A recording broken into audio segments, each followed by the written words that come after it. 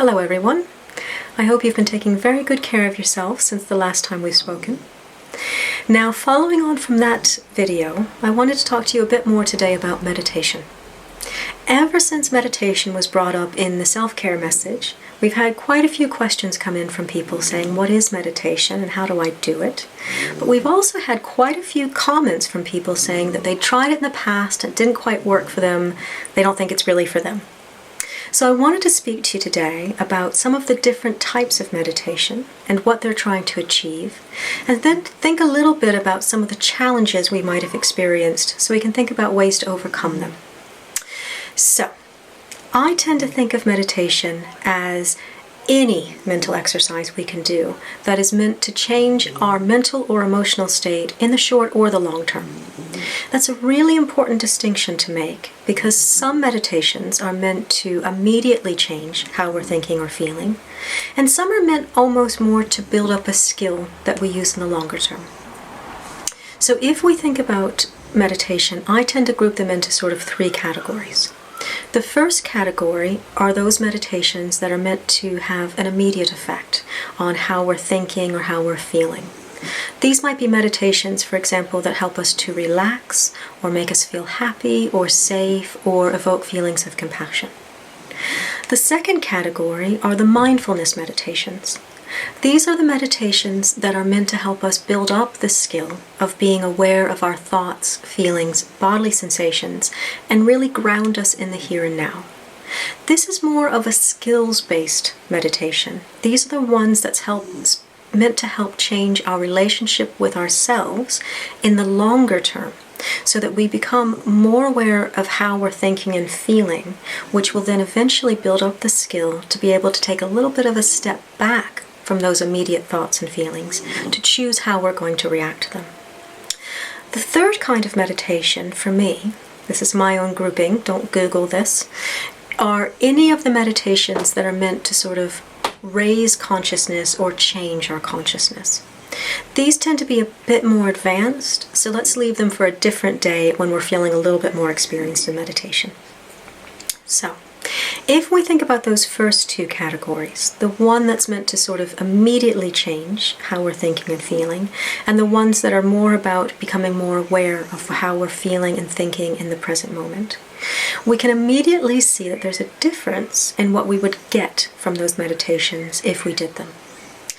If you are looking to relax, for example, if you are at the end of a long day, feeling very stressed, feeling very tired, then one of the first types of meditation, those that are meant to change how you're feeling in the present moment, in the immediate, will help you to relax, or they might help you to feel happy or safe, or evoke feelings of compassion for yourself or for other people.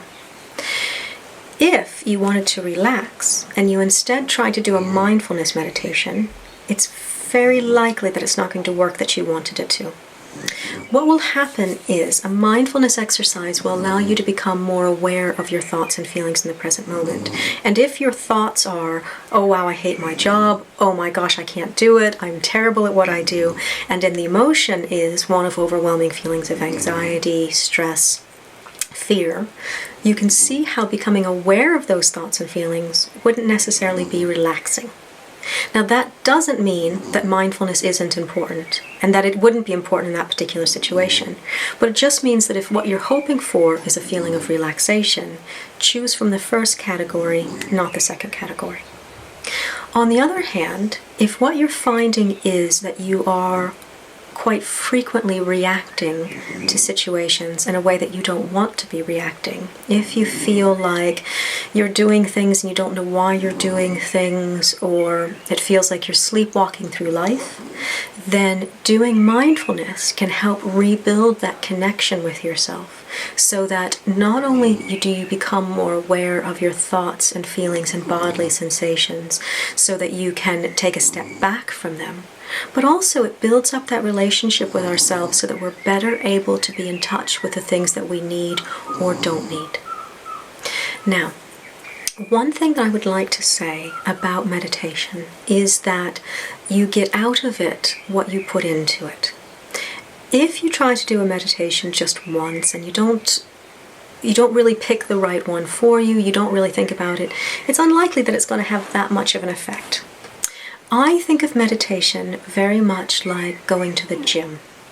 Now, if you've ever gone to the gym and you've chosen the right music, you've gone at the right time when the machines aren't that crowded and you're just really feeling it, you know how good you can feel when you come out the other side. And you can think, yeah, that was worth it. I'm definitely coming back tomorrow.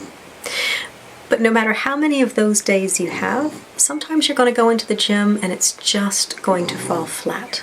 You're not going to enjoy yourself. The music is going to be wrong. It's going to be too crowded. You're going to feel sweaty and tired and not at all strong.